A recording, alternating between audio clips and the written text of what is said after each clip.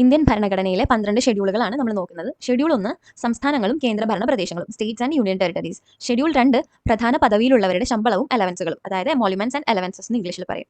Schedule 3 സത്യപ്രതിജ്ഞകളുടെയും ഉറപ്പുകളുടെയും മാതൃകകൾ, oaths and affirmations. Schedule 4 Rajya Sabha seat വിഭജനം. ഷെഡ്യൂൾ 5 പട്ടിക പ്രദേശങ്ങളുടെയും ഗോത്രവർഗ്ഗങ്ങളുടെയും ഭരണം. ഷെഡ്യൂൾ 6 വടക്ക് കിഴക്കൻ സംസ്ഥാനങ്ങളിലെ ഗോത്രവർഗ്ഗ ഭരണം. അപ്പോൾ ഈ സംസ്ഥാനങ്ങളിൽ ഉൾപ്പെടുന്നത് അസം, മേഘാലയ, ത്രിപുര, മിസോറാം എന്നിവയാണ്. ഷെഡ്യൂൾ 7 കേന്ദ്ര സംസ്ഥാന അധികാര വിഭജനം. അപ്പോൾ അവിടെ ഫെഡറൽ ഗവൺമെന്റിന്റെ റിലേഷൻസ് ആണ് വരുന്നത്. ലിസ്റ്റുകൾ ഏതൊക്കെയാണ്? Union list, state list, concurrent list. ഇനി ഷെഡ്യൂൾ 8 ഔദ്യോഗികമായി അംഗീകരിച്ച 22 ഭാഷകൾ, ഒഫീഷ്യൽ ലാംഗ്വേജസ്. ഷെഡ്യൂൾ 9 പ്രത്യേക നിയമങ്ങളും ഭൂപരിഷ്കരണങ്ങളും, ലാൻഡ് റിഫോംസ്. ഷെഡ്യൂൾ 10 കൂറുമാറ്റ നിരോധന നിയമം, ആന്റി ഡിഫെക്ഷൻ ലോ. അത് 52nd അമെൻമെന്റിലാണ് കൊണ്ടുവന്നത്. ഷെഡ്യൂൾ 11 പഞ്ചായത്തുകളുടെ അധികാര പരിധിയിലുള്ള 29 വിഷയങ്ങൾ, 73rd അമെൻമെന്റിൽ വന്നത്.